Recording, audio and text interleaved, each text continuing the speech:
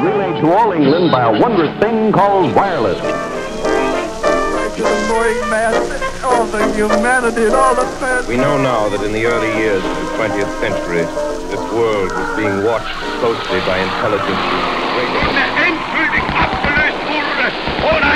We shall fight on the landing grounds. We shall fight in the fields. Come to you from CBS Radio News. Stay tuned for further news. Thanks for the memory of sentiment. I'm not asking you who's on second. Who's on first? One base at a time. Don't touch that dial. Listen to...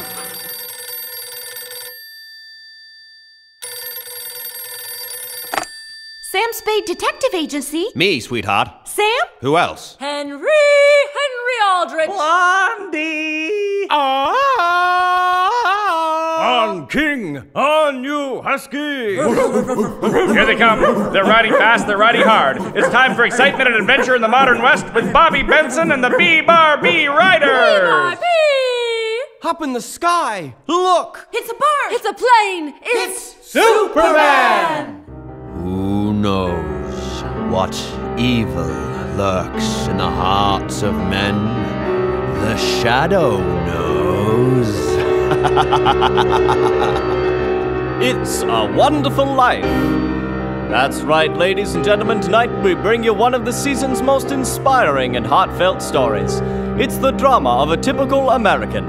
It might be you, it might be me. He dreams of glory, he lives in hope, he loves and doubts, and only Providence puts a final value on his service to humanity. Our story starts before the war, when life was normal, shortages were generally unknown, and simple luxuries like soap and cigarettes were abundant. Soap and Cigarettes, the proud sponsor of this evening's presentation, brings you the story of George Bailey. George Bailey, citizen of Bedford Falls, New York, who more than anything under the sun wanted to see the world, the wonderful, exciting world that lay somewhere beyond the limits of his hometown. Oddly enough, this story does not begin in Bedford Falls. In fact, it doesn't begin anywhere in the world at all. It begins in heaven. Hello, Joseph. Trouble? Looks like we'll have to send someone down. Got a lot of people asking for help for a man named George Bailey. George Bailey? Yes, tonight's his crucial night. We'll have to send someone down immediately. Oh, whose turn is it? That's why I asked to see you, Clarence. You haven't got your wings yet, have you? No, sir. I was passed up right along. Some of the others have been saying I have the IQ of a rabbit. Yes, but you have the faith of a child. Simple. Clarence, a man down on Earth needs your help. My help? Splendid. Is he sick? No, worse. He's discouraged.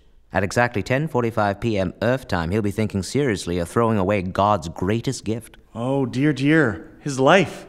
I'll get dressed to go right away. What are they wearing in 1946? That doesn't matter now. I want you to spend this time getting acquainted with George Bailey first. I'll give you his case history. Sir, if I should accomplish this mission, may I perhaps get my wings? I've been waiting for over 200 years now, and, well, people are beginning to talk. What's that book you've got there, Clarence? Oh, The Adventures of Tom Sawyer, sir. I was reading it when you sent for me. Oh, fine book. Excellent. Clarence, you do a good job with George Bailey, and you'll get your wings. Oh, thank you, sir. Thank you. Now listen. When George Bailey was a boy, certain events occurred that you should keep in mind. One was when his young brother Harry fell through the ice and almost drowned. George saved him. Brother fell through the ice. George saved him. Ever since, George has had a bad ear, all that icy water. You understand? Bad ear. Yes, sir. Another event came a few months later. George used to work after school in Mr. Gower's drugstore. One day, Mr. Gower's only son died of influenza. It was a terrible blow, and poor Mr. Gower tried to lose his grief in whiskey. Where you been, George? Mrs. Blaine's called twice. What happened to her prescription? You lost it, didn't you? No, Mr. Gower, I've got it right here. Why, you good for nothing? Don't you know the Blaine girl's very sick? Mr. Gower, my ear. You're hurting my sore ear. I'll teach you to loaf, you lazy brat. Why didn't you give her the pills? Mr. Gower, you don't know what you're doing. You put something wrong in those capsules. You made a mistake. Shut up! I know you feel bad, but look, Mr. Gower, look. This bottle. You use this bottle to make up the capsules. It's poison.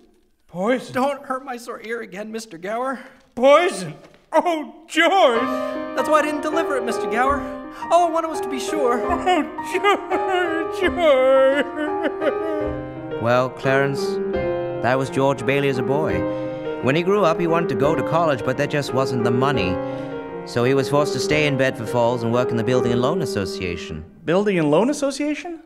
Oh, I forgot to tell you, George's father, Peter Bailey, was in the building and loan business. He and George's Uncle Billy. Uncle Billy. The Bailey brothers. High ideals and low bank account. Anyway, George worked for his father for 4 long years and finally saved enough to see him through to university. He worked so hard he even earned a little extra to do some traveling during the summer before school. He planned to work his way across Europe on a cattle boat. His last night in Bedford Falls finally arrived. Boy, oh boy, my last meal in the old Bailey boarding house. Hard to believe, isn't it, son? Hiya, Pop. Hiya, George. Hiya, Harry. Boy, you look sharp. Are they really letting guys like you graduate from high school now? Gave me a piece of paper with my name on it and everything. Is that right? Well. Excited for the dance? You bet, George. Hey, Pop, can I have the car? I'm going to take over a lot of plates and things to the school. What things? Well, Ma, I'm chairman of the Eats Committee. We only need a couple dozen. No, you don't, Harry. Not my best Oh, traveling. let him have the plates, Mother. Oh, my land, my blood pressure. Thanks, Ma. I hope you have a good trip, George. Uncle Billy and I sure are going to miss you. Oh, I'm going to miss you too, Pop. Hey, what's the matter? You look tired. Oh, I had another tussle with Potter today. I thought when you put him on the board of directors, he'd ease up on us a little bit. Yeah, so did I. What's eating that old money-grubbing buzzard anyway? Oh, he's a sick man, frustrated and sick. Sick in his mind, sick in his soul, if he has one. He hates everybody who has anything he can't have. I'll just never understand a man like Mr. Potter. Hates us mostly, I guess. Hey, George, can I borrow your tuxedo studs? Yeah, help yourself, Harry. Well, where are they? In your suitcase? No, I'm not taking a tuxedo on a cattle boat, you know. Say, where'd you get that old suitcase anyway? Going away present from old man Gower. Well, what do you know about that? Your old boss. One of these days, you're going to see that bag all covered with travel labels. Italy and Baghdad and Samarkand. Gonna have a pretty full summer, eh? Starting tomorrow, I'm going to have a pretty full life. Hey, why don't you come to the dance tonight, George? We'll send you off right. What? And be bored to death? Well, you couldn't want a better death. Lots of pretty girls. Hey, I gotta get going. So long, Pop. Bye, Ma. You know, I wish we could send Harry to college with you. Your mother and I talked it over half the night. Oh, we have that all figured out, see. Now, Harry's going to take my job at the Building and Loan, work here for 4 years like I did, then he'll go. Oh, he's pretty young for that job. Well, no younger than I was. Well, you were born older, George. How's that? I say, you were born older. George, when you get out of college, I don't suppose you'd come back to work at the Building and Loan? Oh, well, you know that stuff I've been talking about. Planning modern cities, building things. I just think that... Mother, why don't you come in from the kitchen and drop a chair? That way you'd be more comfortable and you could hear everything that's going on. I would if I thought I'd hear anything worth listening to. Yeah, I know it's soon to talk about it. No, I just couldn't. I couldn't face being cooped up for the rest of my life in a shabby little office. Oh, I'm sorry, Pop. I didn't mean that. But it's this business of nickels and dimes and spending all your life trying to figure out how to save 3 cents on a length of pipe. I'd go crazy. I want to do something big, something important. Well, in a small way, we are doing something important, George. In that shabby little office, we're helping people figure out how they can own their own homes. It's satisfying a fundamental urge. Oh, I know, Pop. I know that. It's just most of my friends have finished college, and I just feel like if I don't get away, I'll bust. Yes, you're right, boy. This town is no place for any man unless he's willing to crawl to Potter. You've got talent. You get an education, and you get out of here. Pop, do you want a shock? I think you're a great guy. Did you hear that, Mother? I heard it. It's about time one of you lunkheads said it. Oh, I'm sure gonna miss you too. Well, thanks. George, look, why don't you go over to Harry's dance? You have a good time. Well, I don't know. Maybe I will drop in. Maybe I will at that. So, George Bailey went to the dance. A dance? Is that important, Joseph? Why, it was at the dance that he met Mary Hatch. And 3 hours later, he was walking her home. George and Mary were feeling pretty good, Clarence. As a matter of fact, wonderful. Buffalo gal, can't you come out tonight? Come out tonight, come out tonight. Buffalo gal, can't you come out tonight? And and dance by the light of the moon. Hot dog. Beautiful. Boy, just like an organ. At least. Gee whiz. You know something? If it wasn't me talking, I'd say you were the prettiest girl in town. Well, why don't you say it? Oh, I don't know. Maybe I will. How old are you anyway? 18. 18? Why, it was only last year you were 17. Too young or too old? Oh, no, just right. Sort of fits you. Hey, look where we are. Oh, the old Granville house. Yeah, I gotta throw a rock. Oh, no, don't. I love that old house. Well, don't you know about deserted houses? You make a wish and then you throw a rock. But it's such a lovely old place, full of romance. I wish I lived in it. In that old place? I wouldn't live in it as a ghost. Now watch, right in the second floor there. Watch this. Pretty good shot, huh? What'd you wish, George? Oh, not just one wish, Mary, a whole hatful. Mary, I'm shaking the dust of this crummy little town off my feet, and I'm gonna see the world. Italy, Greece, the Parthenon, the Colosseum, and then I'm gonna come back here and go to college and see what they know. And then I'm gonna build things. I'm gonna build airfields. I'm gonna build skyscrapers 100 stories high. I'm gonna build bridges a mile long, and then I'm gonna... Hey, Mary. What is it you want, Mary? What do you want? You want the moon? Just say the word, and I'll throw a lash around it and pull it down. Hey, that's a pretty good idea. I'll give you the moon, Mary. I'll take it. Then what? Oh, then you could swallow it, and it'd all dissolve like aspirin, see? And the moonbeams would shoot out of your fingers and your toes, the ends of your hair, and... am I talking too much? Yeah. So why don't you kiss her instead of talking her to death? How's that? So why don't you kiss her instead of talking her to death? Oh, you want me to kiss her, huh? Ah, youth is wasted on the wrong people. Hey, just a minute, mister. I'll show you some kissing that'll knock your socks off. George! Hey, Uncle Billy, look here. I'm gonna kiss Mary. Watch this. George, come on home, quick. Your father's had a stroke. What? Dr. Campbell's there now. Get in the car, George, quick. Well, George's father died that night, Clarence. So, of course, George couldn't go to Europe for the summer. He gave it up to help straighten things out at the building and loan. The summer came and went, and soon it was September at the Bailey Building and Loan. I think that's all we'll need you for, George. I know you're anxious to make a train. Thank you, Mr. Chairman. Gentlemen, goodbye, Uncle Billy. Go on. You're a week late for school already. Excuse me, everyone. I have a taxi waiting downstairs. Thanks again. Bye, George. Bye, George. Goodbye. And now, we come to the real purpose of our meeting, appointing a successor to our dear friend, Peter Bailey. Mr. Chairman, I'd like to get to my real purpose. Wait just a minute now, Potter. Wait for what? You've got a train to catch. You don't want to keep your taxi driver friend sitting around on his brains all day, do you? Mr. Chairman, I claim this institution not necessary to this town. Therefore, I make a motion to dissolve this institution and turn all of its assets and liabilities over to the receiver. Take it easy now, Potter. Why, you dirty conniving and ringers. George, did you hear what he just said? Mr. Chairman, listen, Dr. Campbell. Don't you think it's too soon after my father's death to talk about chloroforming the building and loan? Peter Bailey died 3 months ago. Oh, I don't mean any disrespect to him, God rest his soul, but Peter Bailey was not a businessman, and ideas without common sense can ruin a town. What do we get? A discontented, lazy rabble instead of a thrifty working class. And all because a few starry-eyed dreamers like Peter Bailey stir them up and fill their heads with some impossible ideas. Now, Just a minute. Now, hold on, Mr. Potter. Now, you're right when you say my father was no businessman. I know that. But neither you nor anybody else here can say anything against his character. Isn't that right, Uncle Billy? Oh, well, sure. Now, he may not have saved much money, but he did help a few people get out of your slums, Mr. Potter. And what's wrong with that? Here, you're all businessmen here. Doesn't that make them better citizens?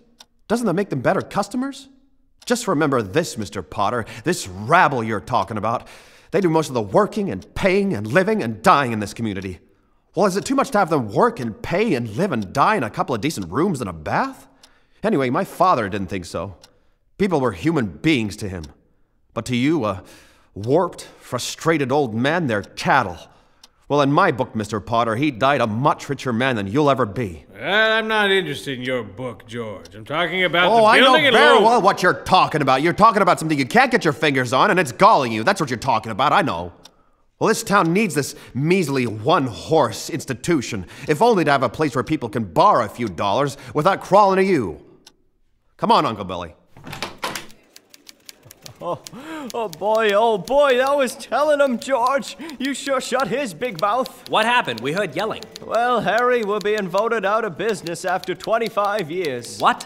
Easy come, easy go. Uh-oh, that's Ernie. He's still waiting for me in his cab. Better hurry, George. You don't want to miss your train. Go on, George. I just wonder what they're saying in there. Don't worry about them. They're putting us out of business. So what? You gave up your boat trip. Now you don't want to miss college too, do you? Harry and I can handle things here.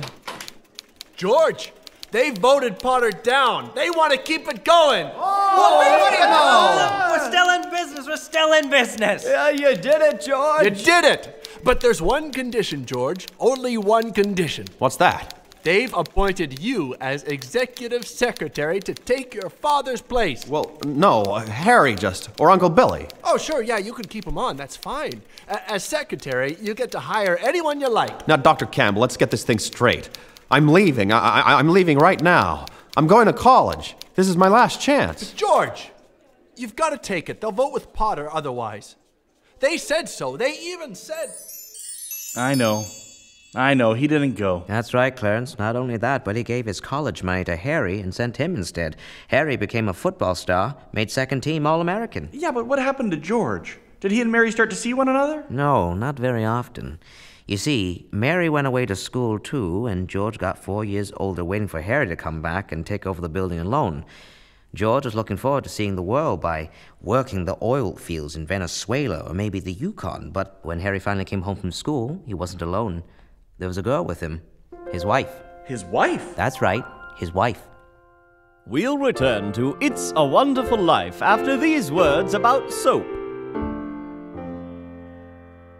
Dream girl, beautiful luster cream girl. Tonight, yes, tonight, show him how much lovelier your hair can look after a Luster Cream shampoo.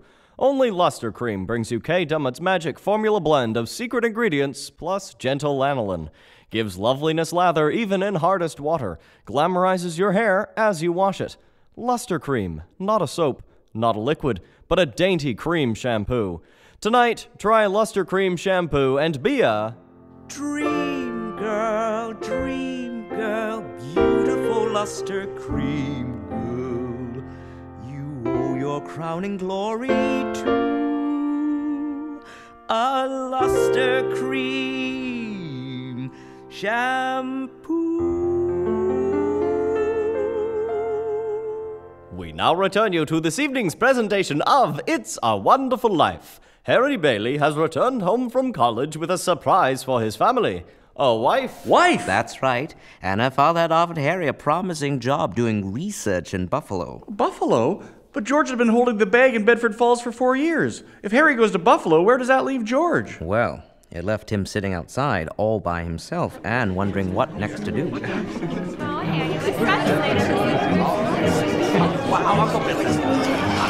George?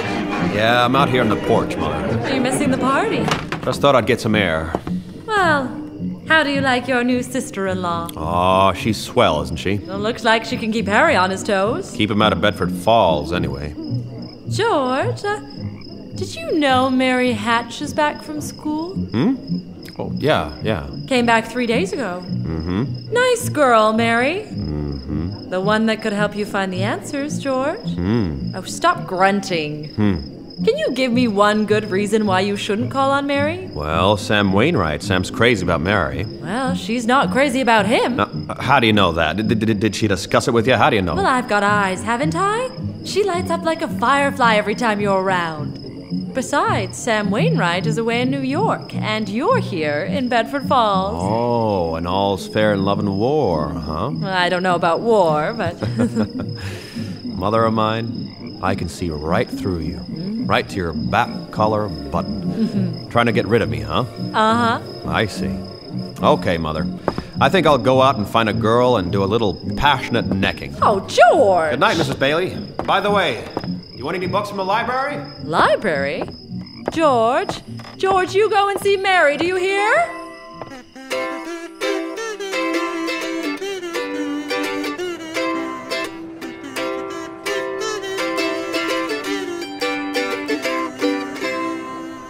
boys. Hello, Violet. Hiya, Violet. Say, you look good. That's some dress you got on there. What, this old thing? Why, I only wear it when I don't care how I look.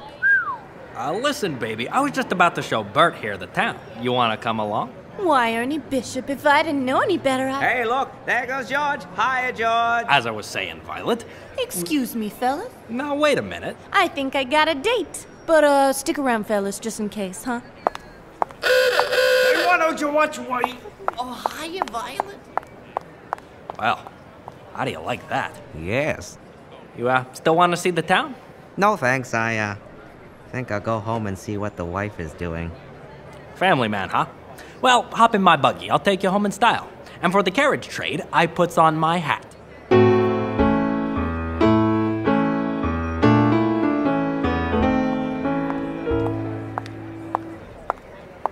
Hello, Georgie Porgy. Huh?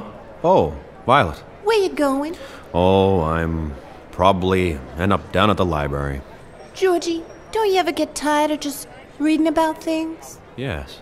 Don't you ever want to just do things? What are you doing tonight? Not a thing. Are you game, Vi?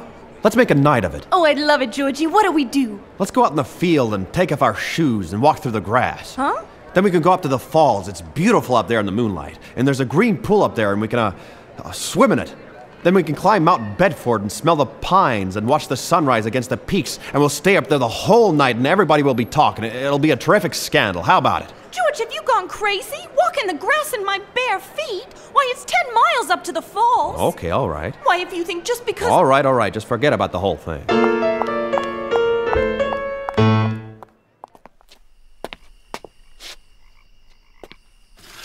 George, is that you out there? Oh, hello, Mary. Well, have you made up your mind? About what? About coming in. Your mother just phoned. She said you were coming over. My mother just... What does she mean calling up? I just happened to be passing by, that's all. I didn't mean to... Well... Well, all right, I'll come in for a minute. But I didn't tell anybody I was coming here, you know. A fella can't go for a walk nowadays without... When'd you get back? Tuesday. I thought you'd stay in New York like Sam and Angie and the rest of them. Oh, well, I worked there a couple vacations, but I don't know, I guess I was homesick. Homesick? For Bedford Falls? Yes. My family and, well, everything. Are you going to come inside? Oh, maybe for a minute. No point standing out here on the porch. I'll put on some music. I still can't understand it, you know. I didn't tell anybody I was coming here. Well, would you rather leave? Well, no. Don't want to be rude. Well, then sit down. It's nice about your brother and Ruth, isn't it? Yeah. Don't you like her? Well, of course I like her. She's a peach. Oh, just marriage in general you're not enthusiastic about, No. Marriage is all right for Harry and for Marty and Sam Wainwright and you. For Sam? Mary, who's down there with you? It's George Bailey, Mother. What's he want? I don't know. What do you want? Me? Not a thing. I just came in to get warm. He's making violent love to me, Mother. You tell him to go right back home. And don't you leave the house either. Sam Wainwright promised to call you from New York tonight, didn't he? I guess so. You know, your mother needn't... And dance by the light of the moon.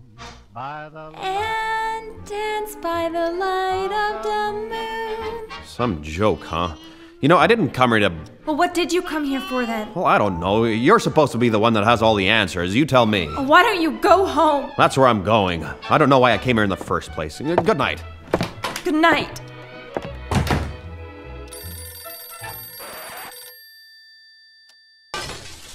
Mary, the telephone. Mary! All right, I'll get it. In just a minute. Mary, it's Sam. Hello? Hee-haw! Hiya, Mary. Sorry, Mary. Forgot my hat. Hee-haw. Hello, Sam. How are you? Great. Gee, it's good to hear your voice again. Oh, that's awfully sweet of you, Sam.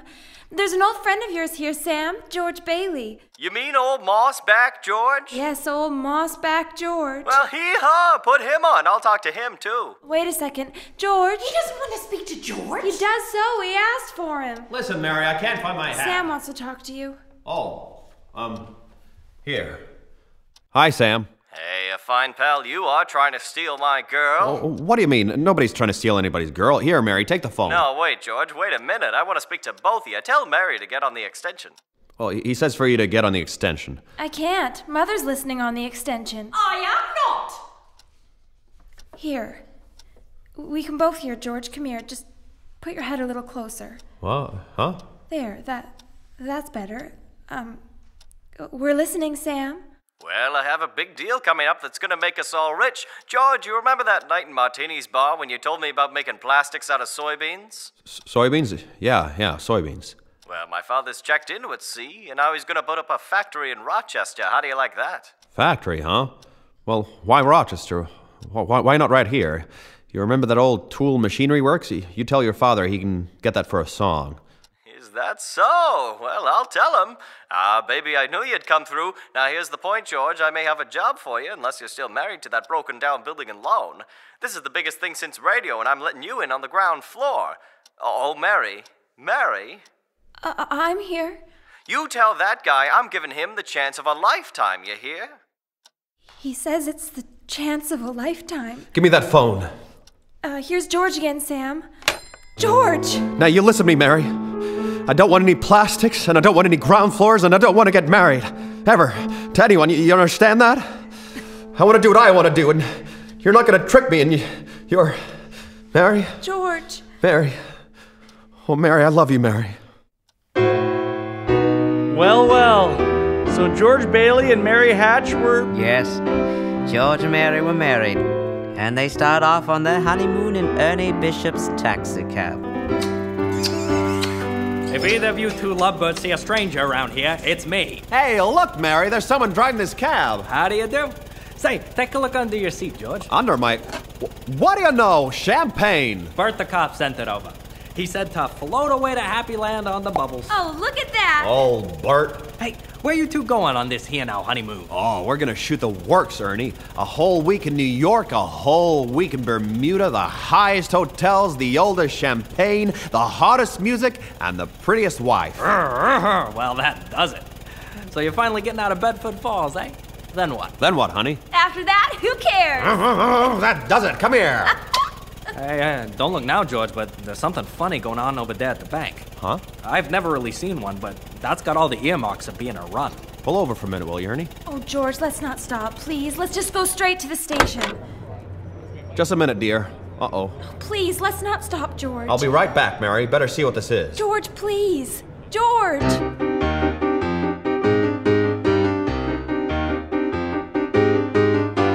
In a few moments, we'll return to It's a Wonderful Life. But first... They say that a man is known by the company he keeps. Well, I'd say that many a woman is known by the meals she serves to her company.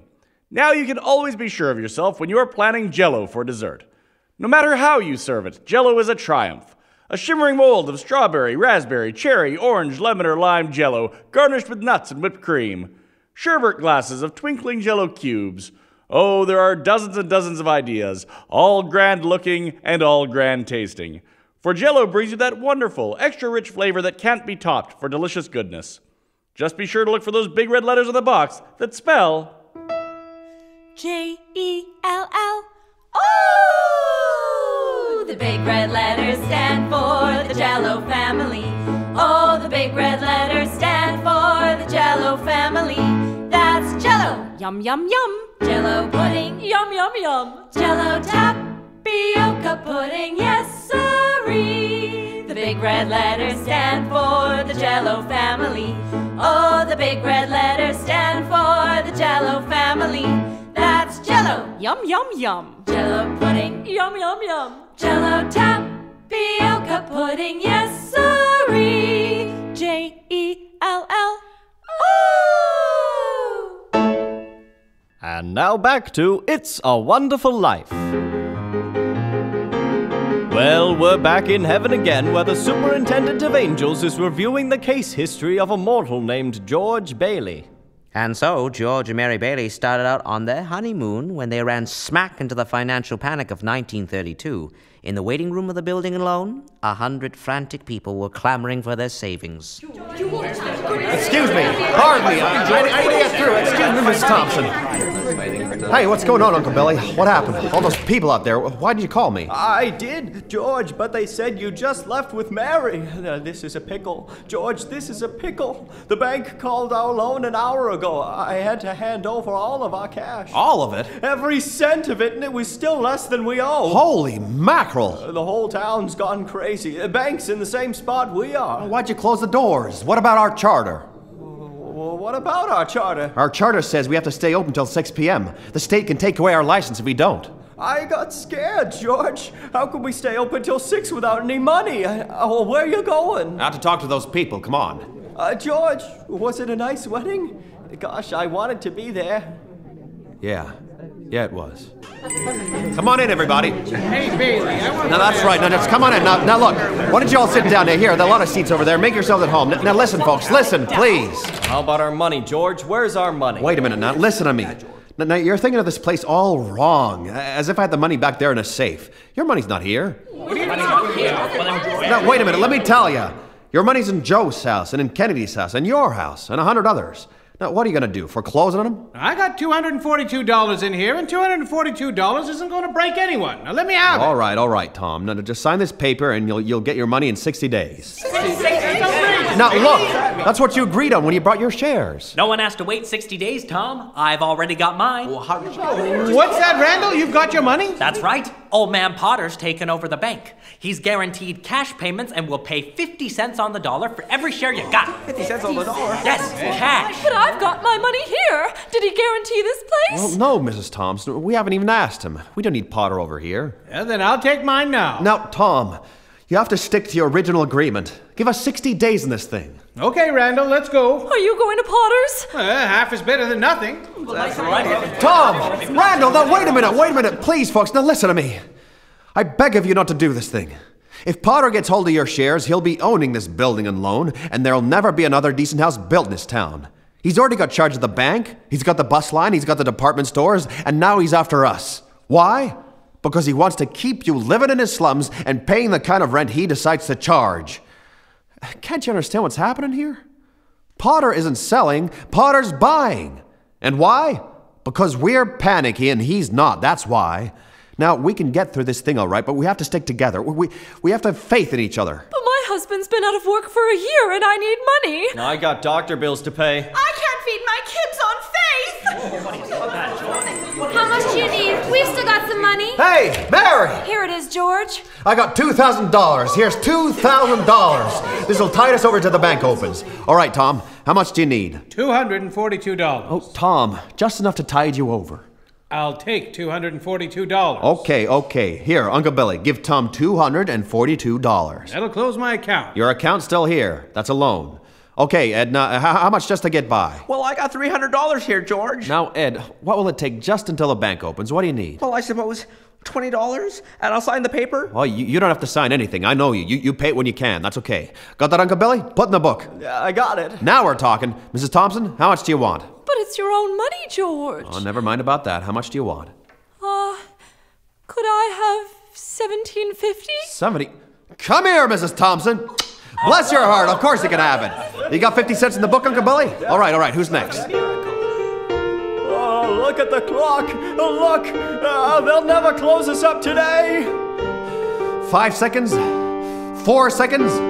3, 2, 1. Bingo! 6 o'clock! We made it! Lock that door, Cousin Tilly, quick! You bet, George!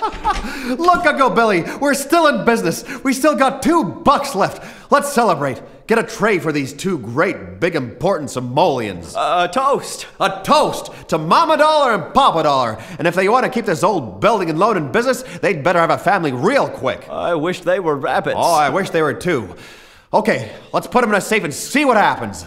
La da da da da da da da. La da da da da da da da. George, there's a call for you. It's Mrs. Bailey. Okay, let's make it fast. I have a train to catch. Oh, the train's gone. Well, I wonder if Ernie's still here with his taxi cab. Poor Mary. I wonder where she is. She's probably over at your mother's. Mrs. Bailey's on the line, George. No, I don't want Mrs. Bailey. I want my wife, Mrs. Bailey. Mrs. Bailey? That's my wife. Holy mackerel, I'm married. Give me the phone, will ya? Hey, Mary? Listen, dear, I'm sorry. Come home. What home? 320 Sycamore? Well, whose home is that? What? Well, Mary, Sure, I'll be there. Clarence, guess what 320 Sycamore was? Ah, his mother-in-law's house, huh? Oh, no. Number 320 Sycamore was the old Granville house. The one George and Mary threw rocks at and where they made their wishes. Yes, sir, that's where they spent their honeymoon. That's where Ernie and Bert the cop hurried to patch up the leaks and turn a drafty old house into the Waldorf Hotel for one night. And that's where George and Mary started housekeeping. When I feel you are near, for I love you truly, truly, dear.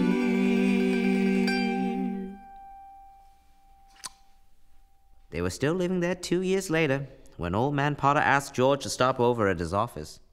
Sit down, George. Sit down. Have a cigar. Well, thank you, sir. You like it? I'll send you a box. Well, I suppose I'll find out sooner or later, but just what exactly did you want to see me about? Oh, that's just what I like so much about you. George, I'm an old man and most people hate me, but I don't like them either, so that makes it all even. You're a young man, 27, 28, making, say, $40 a week at the building and loan? 45. 45. Now, this young man of 28 was some common ordinary yokel. I'd say he was doing fine, but George Bailey is not an ordinary yokel. He's an intelligent, ambitious young man who hates the building and loan almost as much as I do.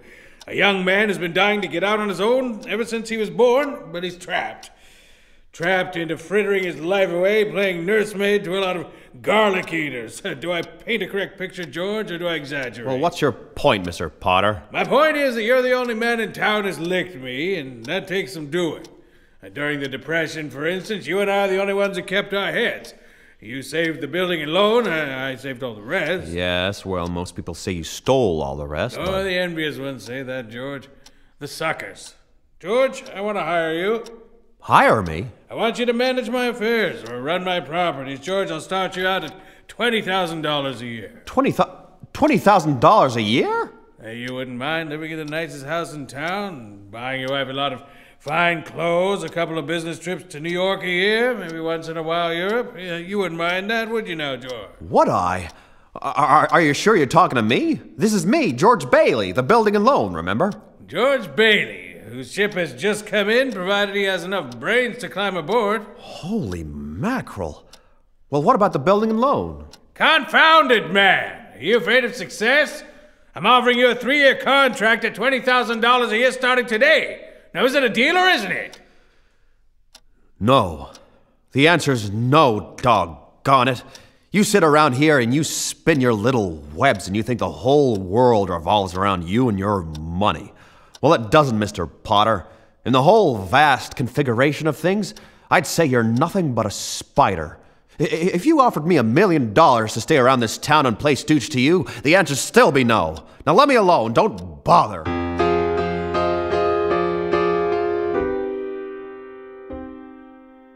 Buffalo gal, can't you come out tonight? Come Hi. out tonight. Hi. You're still awake? Well, where have you been? Oh, I've just been walking. At this hour? Is everything all right? What did Mr. Potter want? Oh, it was nothing. He just... Mary Hatch? Why in the world did you marry a guy like me? To keep from being an old maid. I was going to see the world. I was going to build things. I was going to give you the moon, and what have I given you? Not even a new dress, not for months. I feel awful. So do I. Mornings especially. You could have married Sam Wainwright or anybody else in town. I didn't want to marry anybody else in town. I want my baby to look like you. You didn't even have a honeymoon, and I promise you that. You what? My baby. Mary, you mean you're on the nest? George Bailey Lassu's stork. Oh, what is it, a boy or a girl? A boy, Peter Bailey Jr. Then she had another one, a girl. Well, what do you know? Day after day, She worked away, making the Granville house into a home. Night after night, George came back late from the office. Now, you've probably already guessed that George never leaves Bedford Falls. Potter was bearing down hard. Then came a war. Ma Bailey and Mrs. Hatch joined the Red Cross and sewed. Mary had 2 more babies, but still found time to run the USO. Sam Wainwright made a fortune in plastic hoods for planes. Potter became head of the draft board. 1A. 1A. Mr. Gower and Uncle Billy sold war bonds. Bert the cop was wounded in North Africa and got the Silver Star. Ernie the taxi driver parachuted into France. And George's brother Harry topped them all. A Navy flyer. He shot down 15 planes, 2 of them as they were about to crash into a transport full of soldiers. But George, what about George? He was 4F on account of his bad ear. But George fought the Battle of Bedford Falls. He was an air raid warden. He led paper drives, scrap drives, and rubber drives. Like everybody else, on VE Day he wept and prayed. On VJ Day he wept and prayed again. We must be getting pretty close to today, aren't we, sir? Yes, Clarence. Take a look at this morning, the day before Christmas. It's about 10 a.m., Bedford Falls time, and the building alone is hopping with activity. Hey, Tilly! Eustace! Look at the newspaper! Commander Harry Bailey decorated by the President! If he calls and I'm in a meeting, tell him how proud I am of him, huh, Tilly? You tell him. How's that? Harry's on the line now, long distance from Washington. Harry? Well, what do you know about that? He reversed the charges. It's okay, isn't it? Of course it is. For a hero, of course it is. Here, let me talk to him. Oh, George, that man is here again. Harry? Well, you old 7-time son of a gun, congratulations. George? Shh, Tilly. Now, how's Mother standing it? Oh, well. Mother had lunch with the President's wife. Wait until Martha hears about this. And now listen, George, the bank examiner What they have to has been eat, Harry? Uh-huh. Well, you should see what they're cooking up in town for you here. They are. It'll be just a minute more, sir. The Navy's gonna fly Mother home this afternoon. George? In a plane. What's that, Harry? George! Oh, just a second. Tilly, did Uncle Billy come in yet? He stopped at the bank first. He's depositing that $8,000. He's not here right Listen, now, Harry, George. but look, now tell me all about it. George! What? That man. What man? The bank examiner. Harry, talk to Cousin Tilly for a minute, would you? Hiya, Harry. Boy, we're all sure proud of you. I'll be right back. Well, good morning, sir. Carter, bank examiner. Mr. Carter, Merry Christmas. Would you like a paper? Merry Christmas, no thank you. We're all excited around here. My brother just got the Congressional Medal of Honor. The President just decorated him. Yeah, I guess they do those things. I trust you had a good year. Good year? Well, between you and me, Mr. Carter, we're broke. I shouldn't wonder when you okay reverse charges on personal long-distance calls. Oh. George, should I hang up? No, he wants to talk to Uncle Billy. You just hold on. Oh, I'm sorry. Pardon me. Oh, you'll excuse me for a second, Mr. Carter. Hi, Violet. Come on in. Thank you, George. Georgie, can I talk to you for a second? Oh, of course you can. Mr. Carter, you just stay here and make yourself at home. I'll get those books. This way, Violet. I need to finish with you by tonight, Mr. Bailey. I want to spend Christmas in Elmira with my family. This won't take long. Thank you, George. How's Mary? Oh, she's fine, just fine. Getting ready for a Christmas party at our place tonight. Maybe you'd like to join us. Just a few people. No, thank you, George. I really have to get back to New York. It's just that you're broke, isn't it? Yes. George, I don't know what to say. Oh, you don't need to say anything. We were kids together. I know your character. Character. If I had any character, It takes a lot of character to leave your hometown and start all over again. Here, take this envelope. That's from the building and loan. And this cash, this is from me. No, George, don't. Here now, you're broke, aren't you? I know, well, but... What do you want to do? Hawk your furs and that hat? Want to walk to New York? No, but you've already done so much. I can't take your money. It's a loan. That's my business, building and loan. Besides, you'll get a job. Good luck to you. I'm glad I know you, George Bailey. Thanks, Vi. Well, say hello to New York for me, will you? Yeah, sure I will. And let's hear from you when you... what's the matter? I got some lipstick on your cheek. Here, I'll get it. Hold still. Merry Christmas, George. Merry Christmas, Vi. Mr. Bailey. Oh, Mr. Carter, I'm sorry. I'll be right with you, I promise. Tilly, is Uncle Bill in yet? Not yet. He must still be at the bank.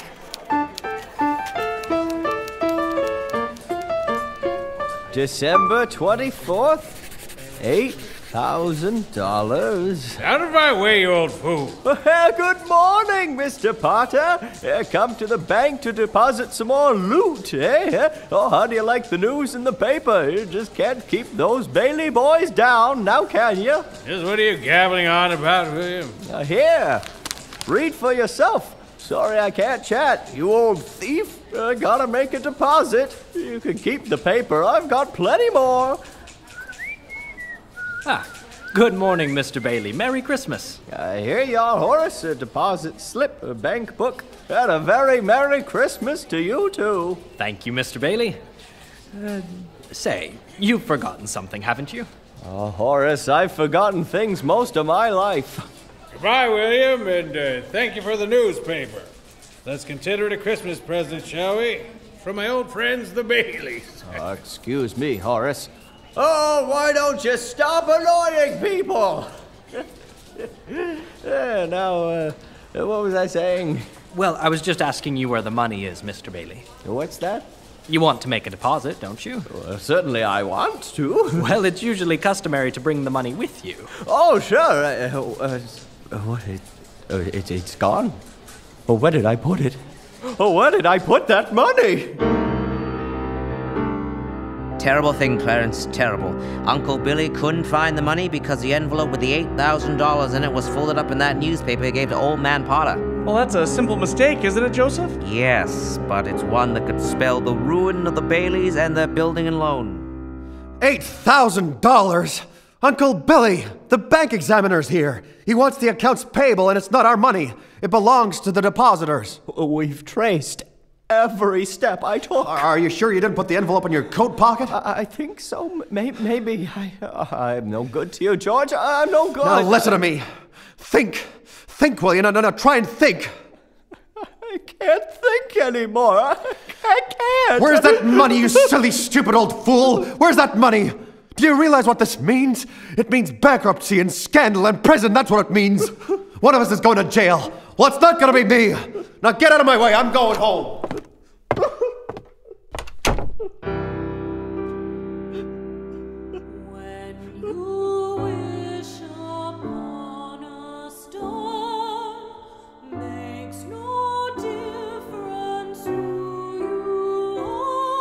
We will return in just a moment with the dramatic conclusion of this evening's program.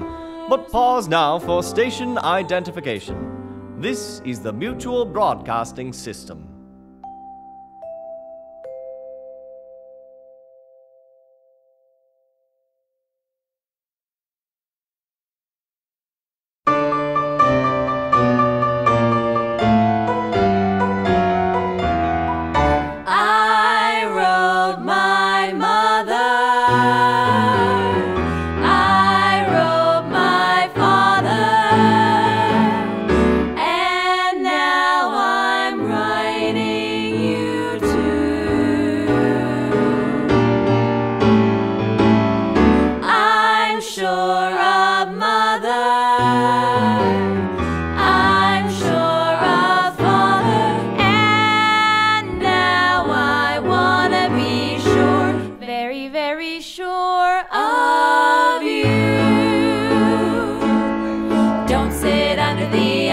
Tree with anyone else but me, anyone else but me, anyone else but me. No, no, no, don't sit under the apple tree with anyone else but me till I come marching home.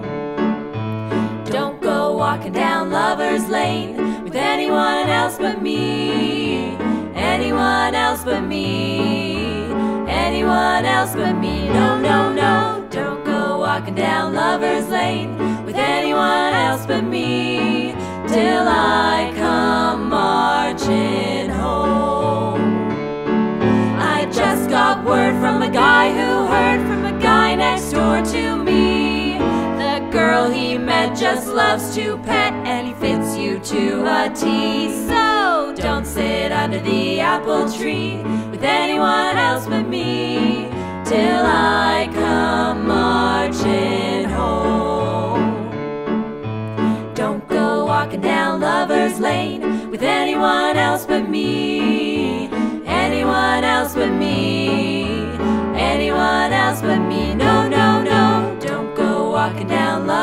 lane with anyone else but me, till I come marching home. Won't you kindly open your geography? Let us turn to page 123. Between the Caribbean and the Pacific shore, you'll find a city of amor. Managua, Nicaragua is a beautiful town. You buy a hacienda for a few pesos down. You give it to the lady you are trying to win, but her papa doesn't let you come in. Managua, Nicaragua is a heavenly place. You ask a senorita for a little embrace. She answers you, Caramba, scamba, bambarito. In Managua, Nicaragua, that's no. I have been to many tropic ports. I might include even Brooklyn. If you're ever feeling out of sorts, I might recommend a look in Managua, Nicaragua, what a wonderful spot. There's coffee and bananas and a temperature hot. So take a trip and on a ship go sailing away across the agua to Managua, Nicaragua. Olé! In just a moment, we will return you to this evening's presentation of It's a Wonderful Life. But first, what cigarette do you smoke, Doctor? That question was asked a few years ago of 113,597 doctors. The brand named most was Camel. Recently, that question was again asked of tens of thousands of doctors across the country. Doctors in all branches of medicine. And again, the brand named most was Camel. Yes, according to these nationwide surveys, more doctors smoke Camels than any other cigarette. Friends, smoke the cigarette so many doctors enjoy. Change to Camels for 30 days and see how mild, how flavorful, how enjoyable a cigarette can be. Yes, change to Camels for 30 days and you'll stay with Camels from then on. How mild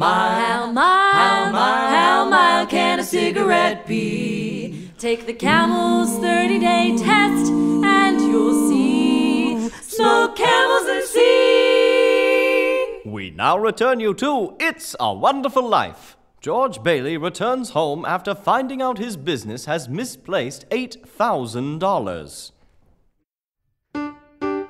Dear, what's wrong? You haven't said a word since you came home. Isn't it wonderful about Harry? We're famous, George. I bet I had 50 phone calls today about the parade, the banquet. Your mother's so excited With that she's... banging on the piano, does she just have to keep playing the same piece over and over and over and over again? I have to practice it for the party tonight, Daddy. What is it, dear? Another hectic day? Oh yeah, another red-letter day for the Baileys. Dad, the Browns have a brand new car. You should see it. What's the matter with our car, Pete? Isn't it good enough for you? Coming out in the kitchen with me, George, while I finish dinner. I'm sorry, Dad. I only wanted to tell you about You stay in here and you help Jane practice, okay, Pete? We'll be out in a minute to make sure Zuzu's all right. Okay, Mom. Oh, you keep practicing, Janie. It sounds great. Come on, George. No, what do you mean, see if Zuzu's all right? What do you mean? Oh, she caught a little cold coming home from school. She's in bed. They gave her a flower for a prize, and she didn't want to crush it, so she didn't button up her coat. What is it, a sore throat or what? Just a cold. The doctor says it was nothing serious. The doctor? Was there a doctor here? Well, I thought he'd better look at her. Oh, it's this old drafty house. I don't know why we don't all have pneumonia.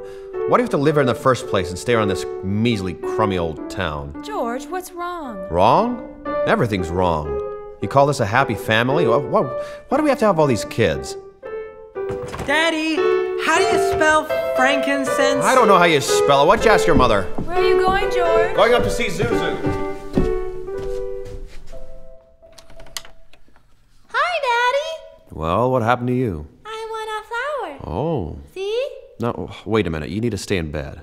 I want to give her a drink. All right, all right. Now I'll give Daddy the flower and I'll give it a drink. Here. Is that better? Look, Daddy, a petal came off. Paste it. Okay, all right. Now I can give it here. I'll just paste this together here. I want to watch you paste it. No, I'm almost done. There. Daddy, you just hid the petals in your pocket. Are you kidding me? Look, good as new. Good as new. That's right now.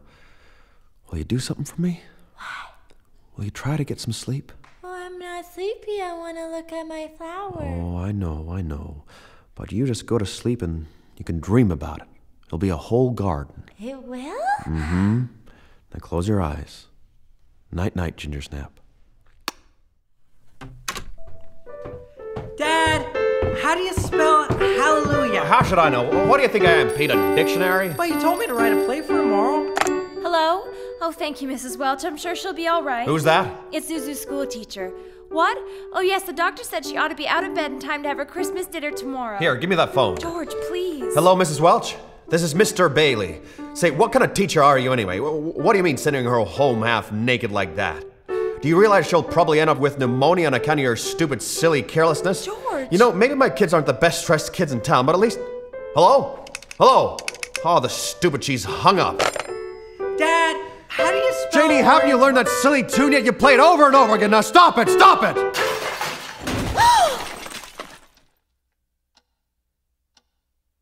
I'm sorry, Mary. Janie, I'm sorry. I didn't mean that. You go on and practice. Pete, I owe you an apology, too. I'm sorry. Well, what do you want to know? Nothing, Daddy. What's the matter with everybody? Janie, go on. I told you to practice. Now go on and play. Oh, Daddy! Why must you torture the children, George? Why don't you Mary, just... I'm sorry. I've just got to get out of here. Bedford 247, please. Is Daddy in trouble? Yes, Pete. Shall I pray for him? Yes, Janie. Pray very hard. Hello? Uncle Billy?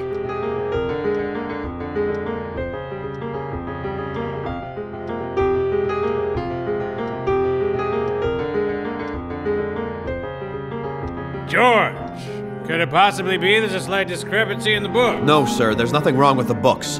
I've just misplaced $8,000. I can't find it anywhere. You misplaced $8,000. Yes, sir. Well, that hardly seems like you, George. Have you notified the police? Well, no, sir. I didn't want the publicity with Harry's homecoming tomorrow. Yes, well, they're not going to believe that one. What have you been doing, George? Playing the market with the company's money? No, sir. No, sir, I haven't. What is it then? A woman? You know, it's all over town. You've been giving money to Violet Bick. What? Not that it makes any difference to me, but why'd you come to me? Why don't you go to Sam Wainwright? Ask him for the money. I can't get a hold of him. He's in Europe. Yeah, what about all of your other friends? They don't have that kind of money, Mr. Potter. You know that. You're the only one in town that can help me. Well, I've suddenly become quite important. What kind of security would I have, George? Do you have any stocks? No, sir. Bonds or real estate? Collateral of any kind? Well, I have some life insurance here, a $15,000 policy. Yeah, and what's your equity in it? $500. $500. And you asked me to lend you $8,000. Look at you. You used to be so cocky. You were going to go out and conquer the world. You once called me a warped, frustrated old man. What are you but a warped, frustrated young man? Miserable little clerk crawling in here on your hands and knees, begging for help. No securities, no stocks, no bonds, nothing but a measly little $500 equity in a life insurance policy. You're worth more dead than alive. Why don't you go to the riffraff you love so well and ask them for the $8,000? Well, I can't You know why? Because they'd run you out of town on a rail. But I tell you what I am going to do for you, George. Since the state examiner is still here as a stockholder of the building alone, I'm going to swear out a warrant for your arrest. Well, Misappropriation of funds. What? Manipulation. Malfeasance. All right, George, go ahead. Run away. You can't hide in a little town like this. Go on. Get out of my office. Get out of here now.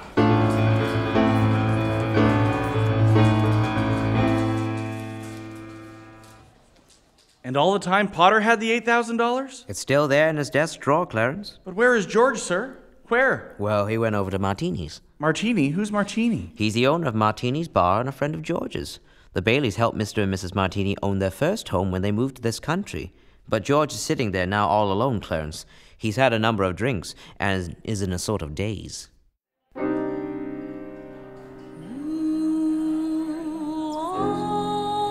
Oh, God. God, dear Father in heaven, I'm not a praying man, but if you're up there and you can hear me, show me the way. I'm at the end of my rope. Show me the way, God. Why are you drinking so much, my friend? Please, go home, Mr. Bailey. I have Nick drive you. You bet. I'd be happy to. Leave me alone. This is a Christmas Eve. Don't drink anymore, Mr. Bailey, please. You don't feel so good. Bailey? Which Bailey? This gentleman is a Mr. Bailey. Yeah, this is George. George Bailey, huh? That's right, George Bailey. And the next time you talk to my wife like that, you'll get worse. She cried for an hour. It isn't enough she's slaves teaching your stupid kids how to read and write. You have to bawl her out. You get out of here, Mr. Welch. Now you wait a minute. I want to pay for my drink. Never mind the money. You get out quick. All right. You hit my best friend. Get out. You all right, George? Who was that? Nobody. He's gone. His name is Welch, but don't worry. He don't come in this place no more. I get something for your face. It's bleeding. Oh, that's what I get for praying. The last time he come in here. Hear that, Nick? You bet, boss. Where's my insurance policy? Here it is. Oh, please, no go this way, Mr. Bailey. Leave me alone. Please, sit down and rest. Let me alone. Please, no go away. George left Martini's Cafe 5 minutes ago, Clarence. He's at the river now, on the bridge, looking at the water, and he's holding his insurance policy. Oh dear, oh dear. Are you ready, Clarence? All ready, sir. Very well. Save George Bailey's life, and you'll get your wings. My wings? Oh, thank you, Joseph. Thank you. In just a moment, we'll return for the thrilling climax of this evening's presentation. But first, the smart question, the smooth answer. What do you have? Pabst Blue Ribbon. What do you have? Pabst Blue Ribbon. When a waitress glides up to your place with a pretty smile upon her face, here's a way to really romance her. Give her that Pabst Blue Ribbon answer. What'll you have? Pabst Blue Ribbon. What'll you have? Pabst Blue Ribbon. What'll you have? Pabst Blue Ribbon. Pabst Blue Ribbon beer. Smoother, smoother, smoother flavor, zest and sparkle, millions favor. Taste that smoother, smoother flavor. Pabst Blue Ribbon beer. Finest beer served anywhere. Pabst Blue Ribbon. Prove it yourself with the three-way experts test. 1. Your eyes are pleased with that blue ribbon clearness and sparkle. 2. Your nose is teased with the aroma of Blue Ribbon hops. 3. Your taste agrees. Finest beer served anywhere. Pabst Blue Ribbon beer. What do you have? Pabst Blue Ribbon. Numb with despair, convinced as Mr. Potter said that he's worth more dead than alive, George Bailey stands on a steel truss bridge, staring at the dark and frigid waters. Suddenly there's a splash below. Help! George, help! I'm drowning! Oh no! In an instant, George has his jacket off and springs to help. Help! Okay, now just hold on tight. I've got you. A few minutes later, we find George and Clarence drying off in the bridge keeper's shack. You both sure you're all right? You want a doctor? No, I'm all right. Oh, I'm fine. Maybe you can explain that gown you got on. What's with the getup? Oh, I didn't have time to get some stylish underwear. The wife gave me this on my last birthday. I passed away in it. You what, mister? Oh, and I see Tom Sawyer is drying out too. Who? My book. I left in such a hurry, I brought Tom Sawyer with me. Oh, you should read the new book Mark Twain's writing now. How'd you happen to fall in? Oh, I didn't fall in. I jumped in to save you. To save me? Well, I did, didn't I? You didn't go through with it, did you? Through with what? Suicide. Hey, it's against the law to commit suicide around here. Yes, it's against the law where I come from, too. Where do you come from? Heaven. Hey, oh. Yeah, I had to act quickly. That's why I jumped in. I knew if I were drowning, you'd try and save me. You see, you did. And that's how I saved you. Oh, brother. I wonder what Martini put in those drinks. Say, your lip's bleeding. Yeah, I got a bust in the jaw in answer to a prayer. Oh, no, George. I'm the answer to your prayer. How'd you know my name? Oh, I know all about you. I watched you grow from a little boy. Who are you, anyway? Clarence Oddbody, AS2. Oddbody, huh? What's the AS2 for? Angel Second Class. Hey, I'm getting out of here. You might not need a doctor, but I do. Cheerio, my good man. Hey, look here. Why'd you want to save me anyway? Well, that's what I was sent down for, George. I'm your guardian angel. I wouldn't be a bit surprised. Ridiculous of you to think of killing yourself over money. What's $8,000? Just things like that. How do you know that? Well, I told you, I'm your guardian angel. I know everything about you. Well, you look like the kind of angel I'd get. What happened to your wings? Oh, I haven't won my wings yet. That's why I'm an angel second class. Oh, I don't know whether I like it very much being seen with an angel without any wings. Oh, but you can help me earn them, George, by letting me help you. Help me, huh? You don't happen to have $8,000 in you, do you? Oh, no. We don't use money in heaven. Oh, yeah, that's right. I keep forgetting. Comes in pretty handy down here, bub. Oh, tut. Of course, I found out a little late. I'm worth more dead than alive. Oh, you mustn't talk like that. Joseph will never give me my wings with that attitude. You just don't realize what you've done. Why, if it hadn't been for you... Yeah, if it hadn't been for me, everybody'd be a lot better off. My wife and my kids and my friends. Look, little fella, go off and haunt somebody else. You really think killing yourself would make everyone feel happier, eh? Do you really believe Mary would be better off if you were dead? I guess you're right. I suppose it would have been better if I'd never been born at all. What'd you say? I said I wish I'd never been born. Wait a minute, George. Wait a minute, that's wonderful. Wonderful? What? The idea you just gave me. Well, you got your wish. You've never been born. I've never been born? Exactly. No worries, no $8,000 to get, no Potter looking for you with the sheriff, nothing. You simply don't exist. All right, okay. Oh, George, I can do things. Strange things. I can show you the world, George, the way it would be if you hadn't been born. Hey, wait a minute. Say something else in that bad ear. You don't have a bad ear anymore. Don't you see? You're not the George Bailey you think you are. You're nobody. Well, it's the doggonest thing. I haven't heard anything of that ear since I was a kid. Must have been that jump in the cold water. Your lips stopped bleeding too, George. Yeah. Well, what do you know about that? Say, what's happening around here? What is this anyway? I need a drink, that's what I need. What about you, Angel? You want a couple of stiff drinks? Well, I don't quite know. Oh, come on. We'll go as soon as our clothes are dry. Our clothes are dry, George. Hey, so they are. That's funny. Stove must have been hotter than I thought. Come on, let's get dressed and we'll stroll over to Martini's and then... excuse me. I mean, I'll stroll and you'll fly. I can't fly. You haven't got your wings yet. Yeah, that's right. I forgot. A couple of drinks and maybe we'll both fly, huh? St. Louis woman with a diamond ring. Hey, what do you have, fellas? Nick, hey, where's Martini? You want a martini? No, Martini, your boss. Where is he? Hey, look, wise guy, I'm the boss, see? Oh, I don't get it, Nick. I want to talk to Martini. You two jokers must be new to Pottersville. Nobody named Martini lives here. Pottersville? You mean Bedford Falls? I mean Pottersville. Don't you think I know where I live? What's the matter with you? Oh, I don't know. Either I'm off my nut or you are. Look, mister, I'm getting mighty tired of standing here. You want a drinker, don't you? Okay, well, a double bourbon, will you, and quick, huh? Now, what's yours? Oh, I don't know. It's been so long. A flaming rum punch. Or, you know what I just love?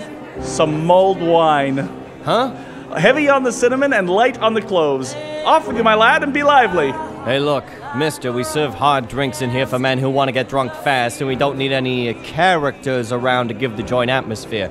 Is that clear, or do I need to slip you my left as a convincer? What's he talking about, George? Hey, look, Nick, this little one's not worth the effort. Just give him the same as I ordered. He's okay, he's fine. Okay, 2 double bourbons. Oh, I wonder what's the matter with him. I never saw Nick act that way before. And this place, it's all changed. You'll see a lot of strange things from now on. All of Bedford Falls has changed. You're having your wish, George. You've never been born. Here you two go. Double bourbons. Thanks. Yes, there'll be lots of things you've never seen before. Hey, little fella, you worry me, you know? You got some place to sleep? Nope. You don't, huh? Well, you got any money? Oh, no. Oh, no wonder you jumped the river. Oh, I jumped in the river to save you, so I could get my wings. Oh, good. Somebody's just made it. Made what? Every time you hear a bell ring, it means that some angel's just got his wings. What did you say? Look, Clarence, I think you better not mention about getting your wings around. Why? Don't they believe in angels? Oh yeah, they believe in them, but... Then why should they be surprised when they see one? Don't mind him, bartender. He never grew up. He's well, how old are you anyway, Clarence? I'll be 293 next May. That does it. Out you two screwballs go, through the door or out the window. But Nick, call Martini. He'll That's another thing. Where do you come off calling me Nick? Well, that's your name. Yeah, so what if it is? I don't know you from Adam's off ox. Oh, now wait a minute. Look who just came through the door. Hey, I'm not done with you two. Hey, you, Rummy, didn't I tell you never to come panhandling around here? George, look. Hey, it's Mr. Gower. Mr. Gower, listen, Mr. Gower. Don't you know me? This is George Bailey. You buy me a drink, mister? Just one drink, will you, mister? Hey, Rummy, you want a drink? Here, have some seltzer. No! Mr. Gower! Mr. Gower, what? This is George Bailey. Don't you know me? No. Hey, Pinky. Yeah, Nick. Yeah, throw this Rummy out. No. Don't, Nick.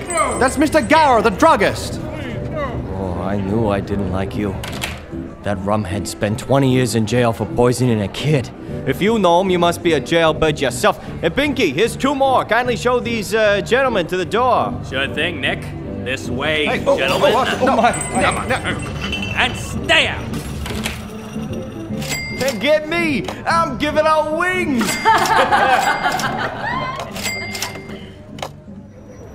Well, get up, George. At least he threw us in this snowbank, huh? Where's Mr. Gower? Well, Mr. Gower doesn't know you, George. You see, you weren't there to stop him from putting poison into that capsule. What do you mean I wasn't there? Look, tell me, what are you? Are you a hypnotist? No, of course not. Well, then why am I seeing all these strange things around here? But don't you understand, George? It's because you were not born. Well, if I wasn't born, who am I? You're nobody. You have no identity. What do you mean I have no identity? My name's George Bailey, look. It's no use looking for your driver's license. There is no George Bailey. You have no cards, no papers, no 4F card, no insurance policy. Zuzu's pedals. They're not there either. What? The pedals you put in your vest pocket when you were with Zuzu. They're not there. You've been given a great gift, George. A chance to see what the world would be like without you. Wait a minute here. Wait a minute. Bah, this is some sort of funny dream I'm having. So long, Gabriel. I'm going home. Home? What home? Oh, shut up. Cut it out. You're crazy. That's what I think. You're screwy and you're driving me crazy too. I'm seeing things. I'm going home and see my wife and family, and I'm going home alone. Wait. George, wait! Hey, taxi! Ernie! Thank goodness it's you. Get me home, pal. I'm going up my nut. The thing, where do you live? Doggone it, Ernie. Don't you start pulling that stuff. You know where I live. 320 Sycamore, and hurry up. All right. 320 Sycamore. 320 Sycamore? Yeah, hurry up. Zuzu's sick. Okay, mister. Hey, look, Ernie, straighten me out here. I got some bad liquor or something. Now, you're Ernie Bishop, right? And you live in Bailey Park with your wife and kid. And that's right, isn't it? You've seen my wife? Seen your wife? I've been to your house 100 times. We built it for you, didn't we? Look, bud, what's the idea?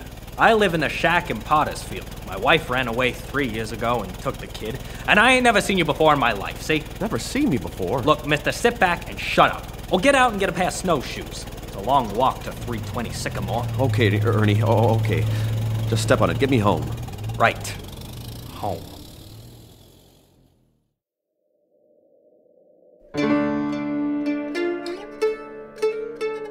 You sure this is the place? Of course it's the place. This house ain't been lived in for 20 years. What are you talking about?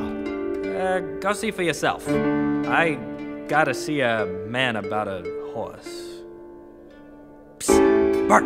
Hey, Bert! What is it, Ernie? You better come here. I got a real nut in the back of my hack. Another Saturday night in Pottersville. What do you mean? Jeepers! What do you have in your patrol wagon, Bert? A Wildcat? Might as well have. I just arrested Violet Bick at the Burley Q again. Violet Bick? Is she the dish with Yes. the... she puts on quite a show. You can say that again. Tonight she pushed it too far. No kidding, huh? Wish I could. Mary! Mary, where are you? Janie! Pete! Zuzu! Zuzu, where are you? What's that? He's the crackpot I was telling you about, Bert. Well, who's he talking to? I don't know. He was by himself when I dropped him off. Maybe it's one of his pink elephants. Mary! This is just an abandoned house, George. You again. You have no wife, no children. Where are they? What have you done with them? Mary? Janie! There he is, Bert. See, I told you, he's screwy. All right, up with your hands. No fast moves. Come on out here, both of you. Bert the cop, thank heaven you're here. Keep back. What's happened to this house? Where's Mary? Where's my kids? Watch him, Bert. Ernie! What's the matter with you two guys? You were here on my wedding night, but both of you stood out here on the porch and sung to us. Look, now why don't you be a good fella and I'll take you into a doctor. Everything's gonna be all right. Now come on. Bert, now listen to me. Ernie, will you take me over to my mother's house? Now, stop looking at me like that, Bert. It's this fella here. He says he's an angel. He tried to hypnotize me. I hate to use my nightstick, but I guess I... Oh, run, George! Run! He can't hit you while I'm biting him! George, run! At almost 300 years old, my teeth are what they used to be! Hold him. Joseph, help! Help! Joseph! Joseph! Where'd they go, Ernie? Where'd they go? I had them right here. I don't know. The one guy just ran off, but the little one just disappeared. Brother, I need a nap. You nap. I need a drink. Clarence? Oh, Joseph. I hope you don't mind me calling on you like I did. It was very irregular, Clarence. I can't keep intervening like this if you're to win your wings. How would it look to the others? I understand, sir. Where's George? He's heading to his mother's house. But if George hasn't been born, then he has no mother. He has to learn these things for himself, Clarence. It may be our last chance. Now get a move on and find George Bailey. Yes, sir. And Clarence, stop biting policemen.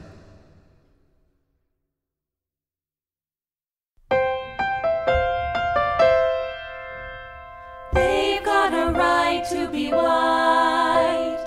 All of your shirts, every sheet. New Lux gets whites really bright. New Lux can't be beat.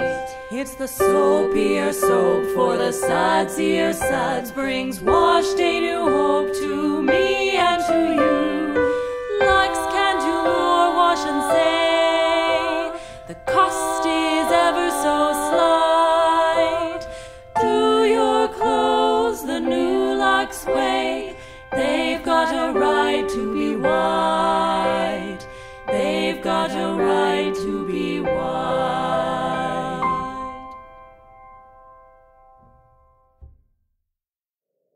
George Bailey, having received his wish to see what the world would be like if he'd never been born, arrives at his mother's house.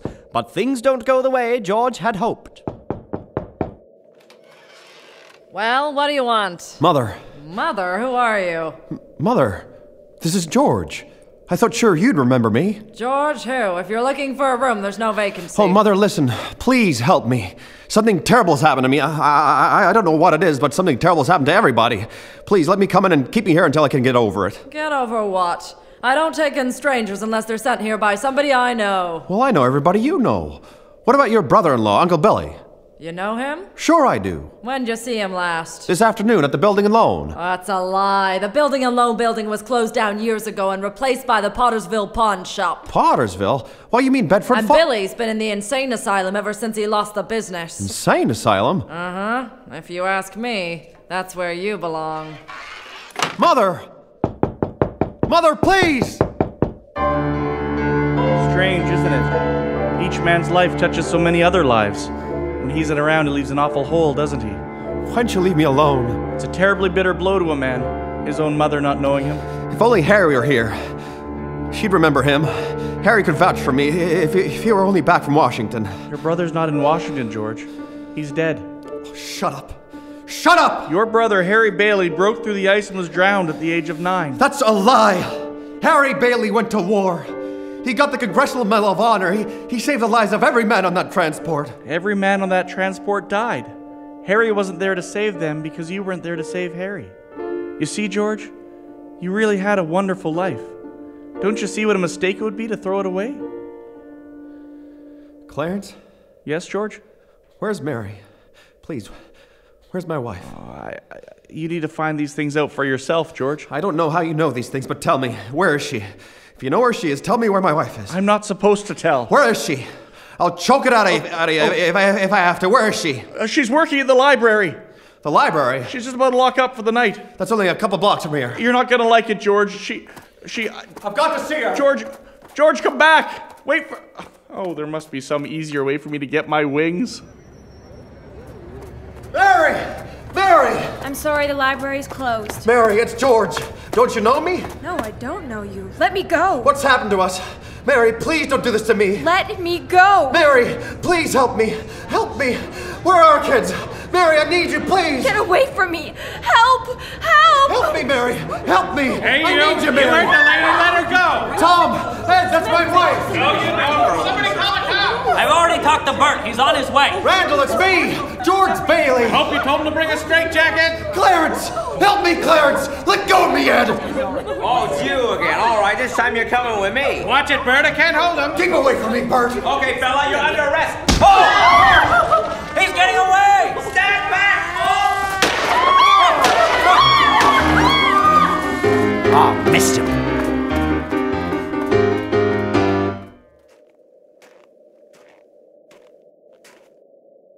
Clarence! Help me, Clarence! Get me back. I don't care what happens to me. Get me back to my wife and kids. Help me, Clarence. Please. I want to live again. I want to live again. Please, God. Please. Let me live again. Hey, George. George, you all right? Now, get out of here, Bert. Get out of here, or I'll hit you again. The Sam Hill you're yelling for, George. Take another step and... George? Bert, do you know me? Know you? I've been looking all over town trying to find you. Where you been? Everyone's been looking for you. Hey, Bert. Bert.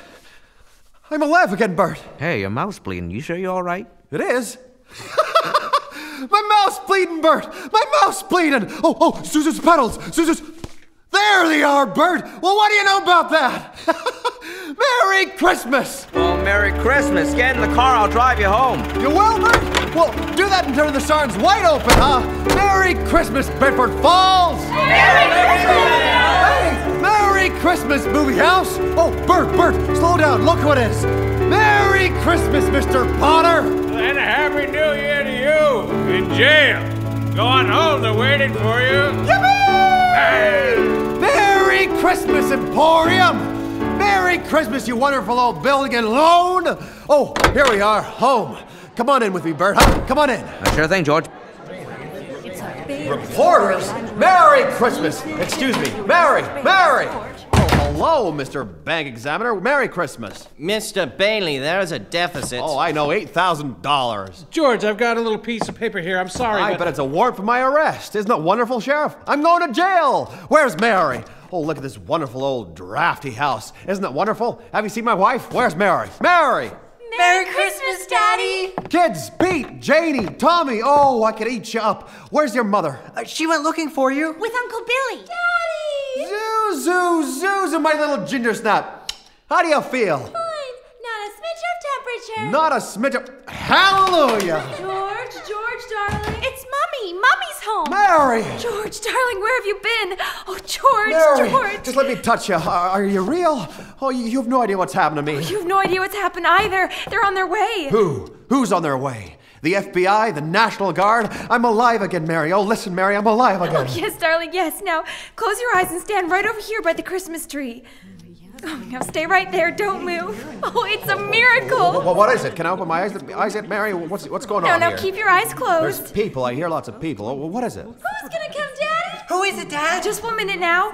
We're all ready, Uncle Billy. Come on in, everybody. George! Look! Just look! Uncle Billy! Money, George! A laundry basket filled with money! Money for you! Mary did it, George, Mary! She told some people you were in trouble and they scattered all over town collecting money! I don't understand. What money? What? Oh, hi, Charlie. What's this, George? Another run on the bank? Well, there's Mr. Martini and Mr. Gower. Hey, how are you, Mr. Gower? Mrs. Thompson, Ed, Tom, everybody. I busted a jukebox, too. None of us would have a roof over our heads if it wasn't for you, George. Ernie, I don't know what to say. Did you see this, Bert? I told you everyone was looking for you, George. Okay, folks, quiet down. Now, the line forms on the right. Oh, quit your belly aching, Bert. Now, get this, everyone. It's from London. Ooh. Mr. Gower cabled you need cash. Stop. My office instructed to advance you up to 25,000. Stop. Hee-haw and Merry Christmas, Sam Wainwright. Hey, Mr. Martini, how about some wine, huh? I thought you never asked. Look, George, look who's here. Who is it? Is it Mother? Look, Mary, it's Mother! Harry! Hiya, George. How are you? Harry! Eddie and I got him here from the airport just as quick as we could. The fool flew all the way up here in a blizzard. But what about your banquet in New York, Harry? Oh, I left right in the middle of it as soon as I got your telegram, Mary. Boy, look at that pile of dough. Guess I got here a little too late, huh? A toast! How about a toast? Yeah. A toast! Oh, good idea, Bert. A toast to my big brother George, the richest man in town.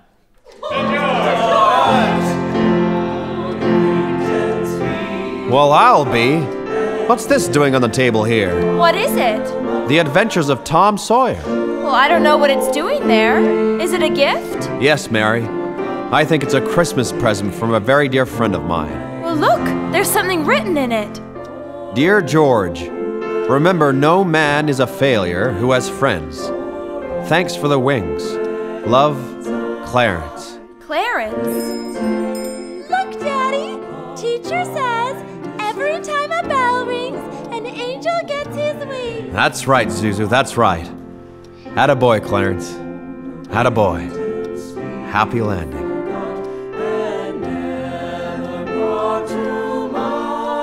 This is your announcer once more thanking you for tuning in to our small Yuletide offering. It was brought to you with a sincere wish that your Christmas may be a happy one, and with the hope that our retelling of this beloved story may help to make it so. Give thanks for those you have, even your in-laws. And don't forget to set aside a plate of milk and cookies for you-know-who. We remain, as always, sincerely yours. God rest you merry, ladies and gentlemen. Let nothing you dismay.